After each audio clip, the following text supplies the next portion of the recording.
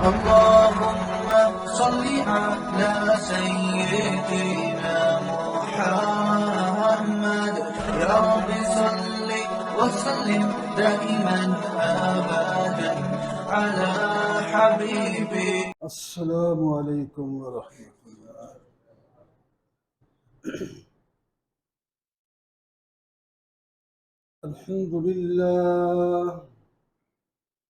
الحمد لله وكفى،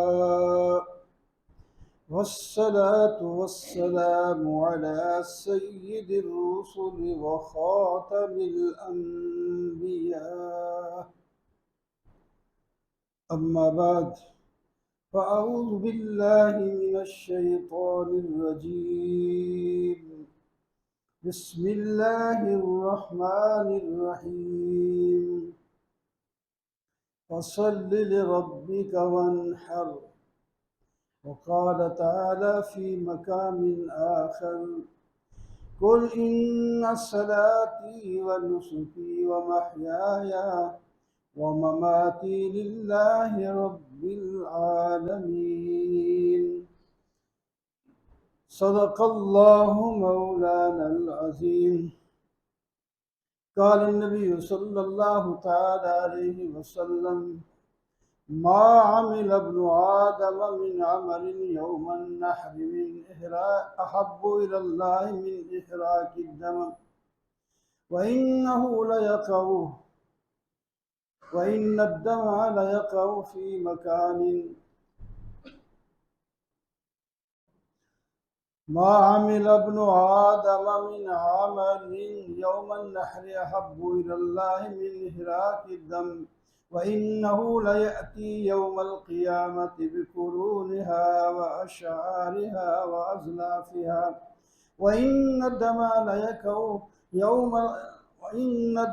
ليقع من الله بمكان قبل أن يقع بالأرض، أو كما قال صلى الله عليه وسلم.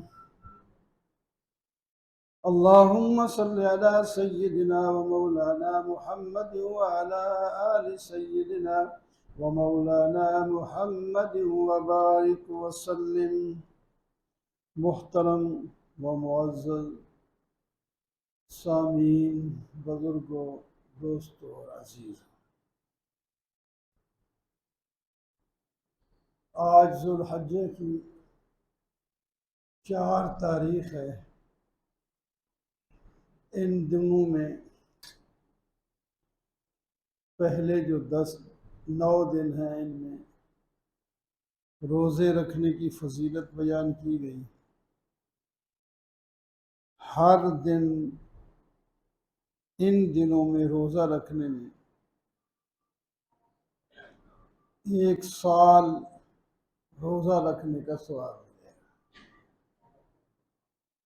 اور 9 کو، جس کو یوم عرفہ کہتے ہیں، جس دن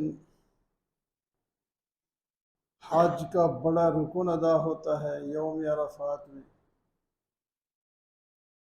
9 تاریخ ہوتی ہے، اس کا نام ہی یوم عرفہ ہے۔ اس دن روزہ رکھنے سے 2 سالوں کے گناہ بھی معاف ہیں۔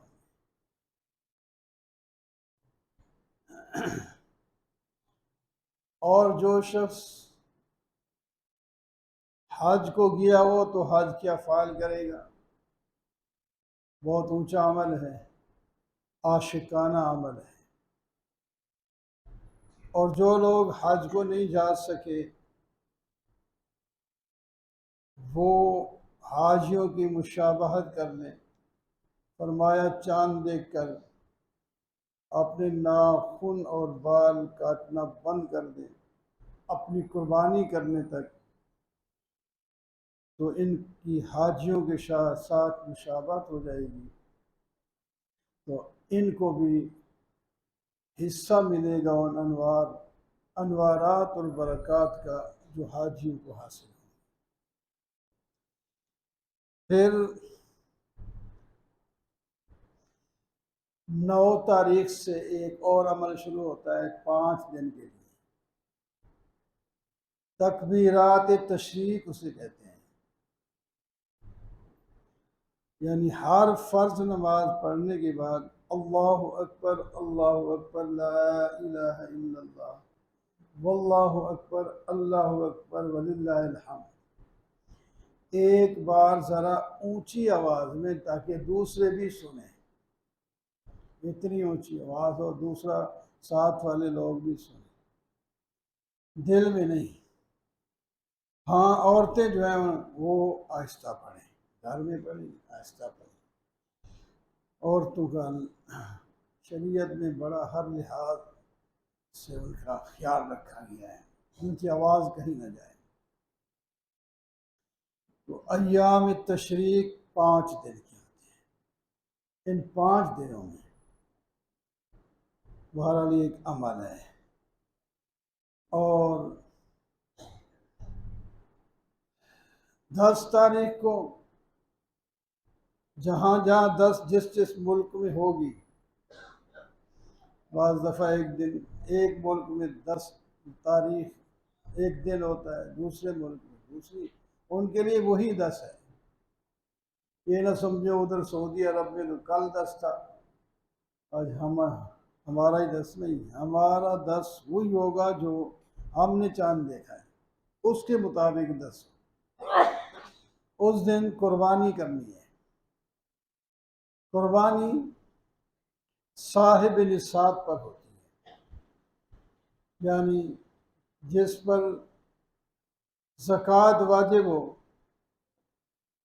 और ज़कात वाजिब होती है जिसके पास 52.5 तोले चांदी या उसकी कीमत, या मिला जुला कोई सोना, कोई चांदी, कोई पैसे, तो अगर मिलाएं तो 52.5 तोले चांदी बन जाती है। तो उस पर वाजिब है, साल गुजरना नहीं। ज़कात पर तो साल भी गुजरता है, इसके पास अभी आ गए पैसे तब भी। बाकी कोई कहे 52.5 तोले इतने पैसे तो नहीं होते, बकरा तो बहुत ज़्यादा कीमती होता है, हम सोने का हिसाब रखें। उलमा ने आप फिर गाय में हिस्से रखें, छोटे पैसे वाले कर दें, सवाब तो उतना ही मिलेगा। वो ठीक है, वो बकरा ज़्यादा कीमती है, उसके हो सवाब, लेकिन वाजिब वो गाय में, वो गाय भी महंगी भी होती है। गरीब आदमी है आप, यानी पैसे इतने नहीं, तो हल्की गाय भी मिल सकती है, उसमें हिस्सा रख लें। पर कुर्बानी करने की नीयत हो तो कुर्बानी की सूरतें पैदा हो जाती हैं, अल्लाह ताला दे देता। ये आमाल हैं इन दिनों में करने के। तो बाकी रह गए इसके फ़ज़ाइल। फ़ज़ाइल बड़े, खुद अल्लाह ताला कुरान पाक में फ़सल्लि लिरब्बिका वन्हर, अल्लाह ताला फरमाते हैं मेरे महबूब आप नमाज भी पढ़ें और कुर्बानी भी दें। वन्हर, नहर कहते हैं ऊंट ज़बह करने, कमाल है अमल करने की। आप सल्लल्लाहु अलैहि वसल्लम ने जब कुर्बानी की है, हिजरत के बाद एक ही आपने हज किया है, 10 साल गुजरे उसमें हिजरत, एक हज किया है, और उस हज में 100 ऊंट ज़बह किए। वाजिब कुर्बानी जो होती है वो तो 7वें हिस्से से भी अदा हो जाती है, ऊंट का भी 7वां हिस्सा, गाय का भी 7वां हिस्सा, भेड़ बकरी पूरी। तो आपने कितने 100 ऊंट ज़बह किए, 100 ऊंट, और रहती दुनिया तक के लोगों के मुंह बंद कर दिए जो कहते हैं जनाब कुर्बानी में देंगे, माल का ज़ाय करना होता है, पैसे किसी गरीब को दे।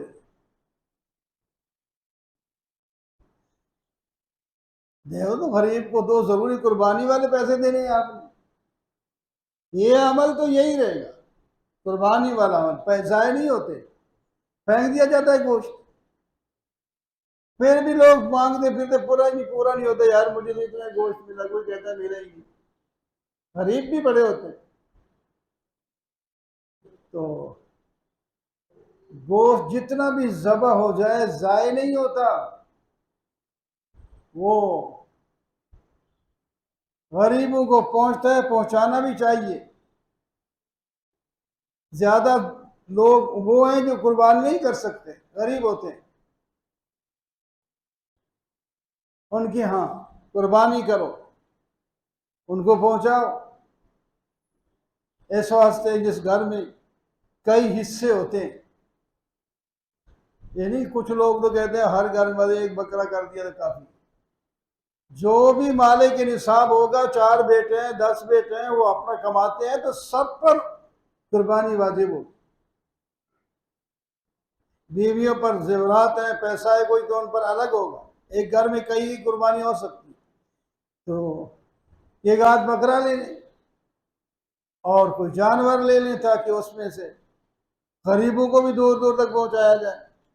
या बाज़ दफ़ा लोग ऐसा करते हैं कि वहाँ वो जो अपना जानवर कुर्बानी का खरीदते हैं, किसी गरीब बस्ती में जाकर ज़बह करवाते हैं कि हाँ बांट दे। हो सकता है, मुमकिन है, आसान है, ताकि उनको भी गोश्त मिल जाए।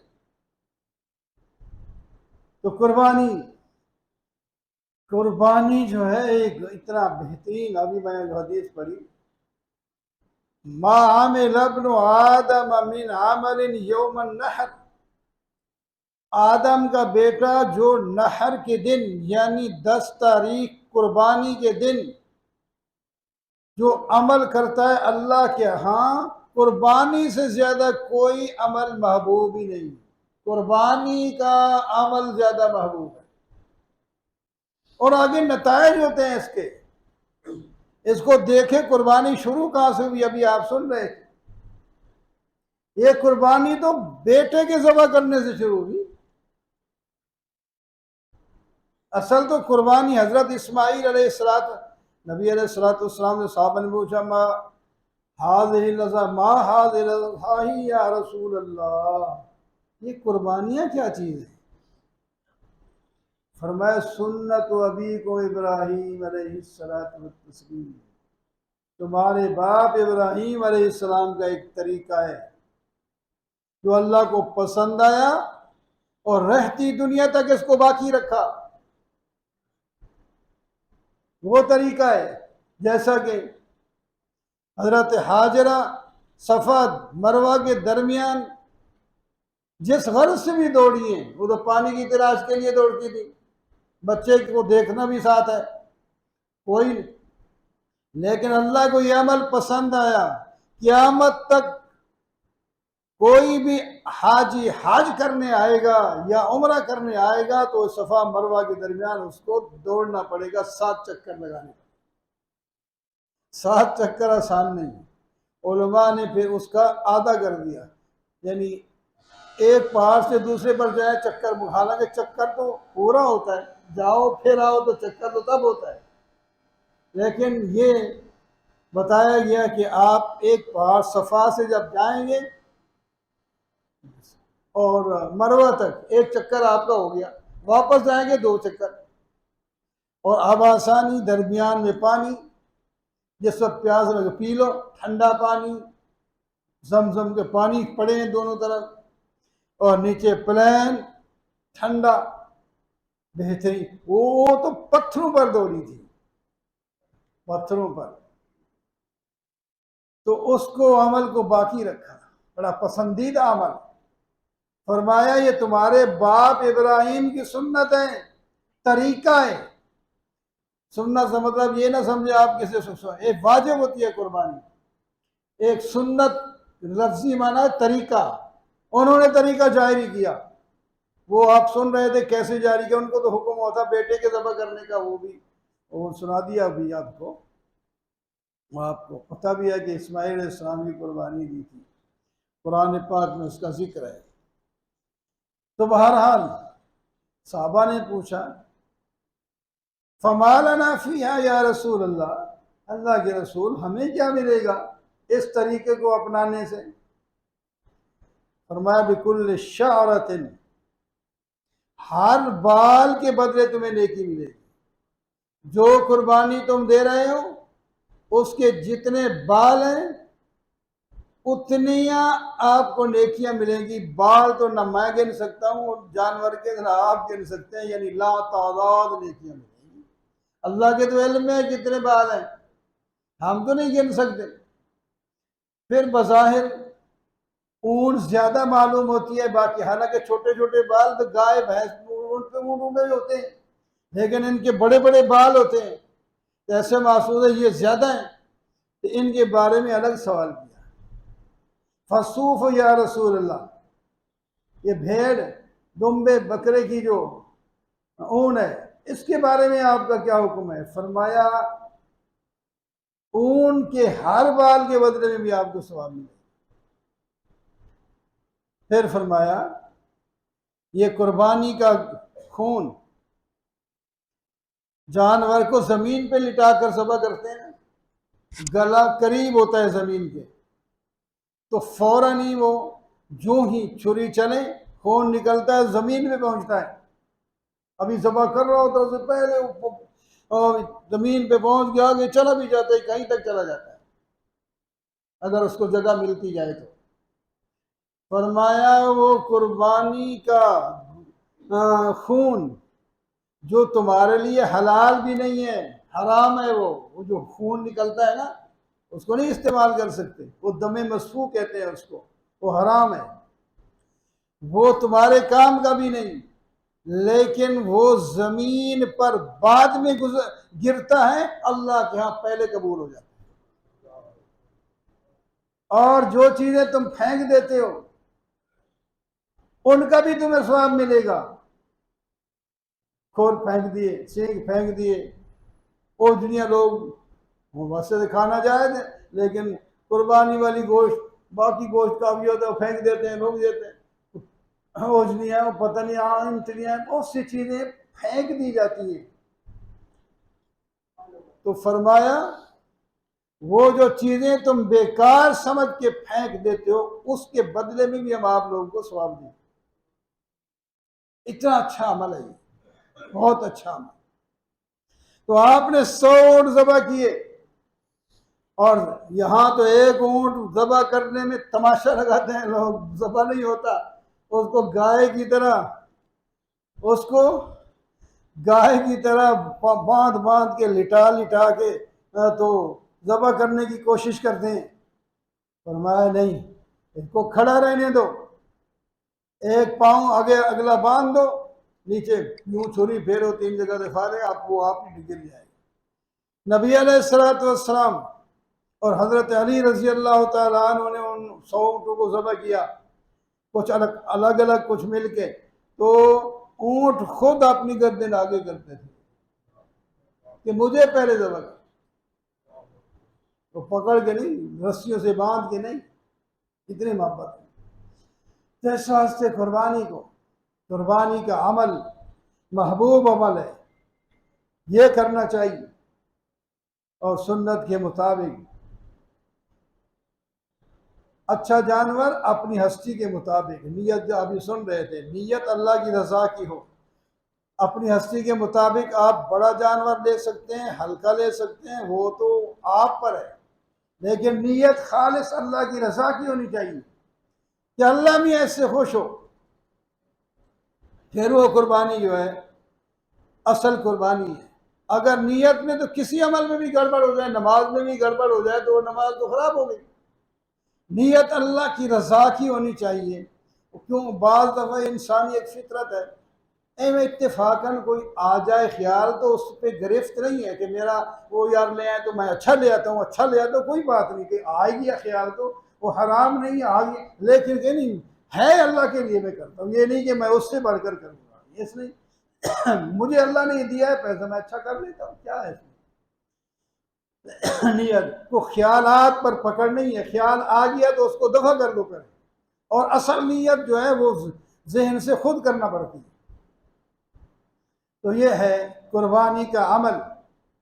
और बस चंद एक जानवर हैं जो कुर्बानी में, ऊंट, ऊंटनी, गाय, भैंस, नर मादा, और जनाब बकरी, बकरा, भेड़ की कई किस्में होती हैं, दुम्बा भी उसमें है, वो कोई लंबे दुम वाली है, कोई सारी भेड़ किस्म, भेड़ें, बकरियां, दुम्बे, बस ये जानवर हैं कुर्बानी। और इनमें से भेड़, बकरी और उनकी जो भी किस्में, दुम्बे वगैरह, वो एक आदमी की तरफ से खा वो लाखों की कीमत क्यों ना हो, बड़े बड़े पाले हुए बकरे भी आते हैं, लाखों कीमत लगती है उनकी, ले जाते हैं लोग वो। लेकिन ये नहीं कि हम सारे घर वालों की तरफ से, क्योंकि ये 2 लाख का, 4 लाख का लिए सबकी तरफ नहीं होगा, एक बंदी की तरफ से। और गाय, भैंस, ऊंट, ऊँटनी, ये जो है 7 आदमी इसमें शरीक हो सकते, 7 से ज्यादा ना हो, कम हो सकते हैं, 5 आदमी मिलकर कर सकते हैं, 3 आदमी मिलकर, एक आदमी पूरी गाय कर ले तो क्या, कोई अर्थ नहीं। 7वां हिस्से से किसी का हिस्सा कम नहीं होना चाहिए। कोई ये भी ना कहे यार तू अमीर आदमी है, 1.5 हिस्सा के पैसे तू दे दे और आधे के मैं दे दूंगा, इस तरह 7, ये फिर नहीं होगी, फिर सबकी नहीं होगी कुर्बानी। 7वें हिस्से से किसी का भी हिस्सा कम नहीं होना चाहिए। बाकी 6 हिस्से, 7 हिस्से, 4 हिस्से, 5 हिस्से, 2 हिस्से, 2 है, वो कोई बात नहीं, कर सकते हैं, 8 नहीं बना सकते, नीचे नीचे रहे। तो बहरहाल कुर्बानी। और जनाब बाकी रह गया ईद। इस अल्लाह अकबर, अल्लाह अकबर, ला इलाहा इल्लल्लाह, अल्लाह अकबर, अल्लाह अकबर, वलिल्लाहिल हम्द पढ़ते हुए आएंगे आप, और जल्दी आएँ। और चूँकि कुर्बानी वाला वो बड़े तैयार बैठे होते हैं, नमाज होगी तो हम कुर्बानी करें। कुछ लोग तो माशाल्लाह पता कहते हैं 100 जगह हो गई है, हम पहले हम जाते हैं तो कुर्बानी करके बैठे भी होते हैं। तो बहरहाल तो इस वास्ते ज़रा जल्दी 5 बजे तुलू होता है मेरे ख्याल, सूरज 5:15 इशराक की नमाज होती है, और 5:45 मेरे ख्याल ईद की नमाज पढ़ ली जाए, ठीक है ना? 5:45 ठीक है। वैसे तो पहले 5:15 भी हो सकती है, जो इशराक का टाइम होता है वो ईद का टाइम हो जाता है, तो तुम लोगों को तैयारी करने में आधा पौना घंटा और ज़्यादा देते हैं। तो 5:45 जमात इंशाअल्लाह खड़ी हो जाएगी। अल्लाह ताला हमें इसकी तौफीक दे। वाक़ूलु क़ौली हाज़ा वल्हम्दुलिल्लाह।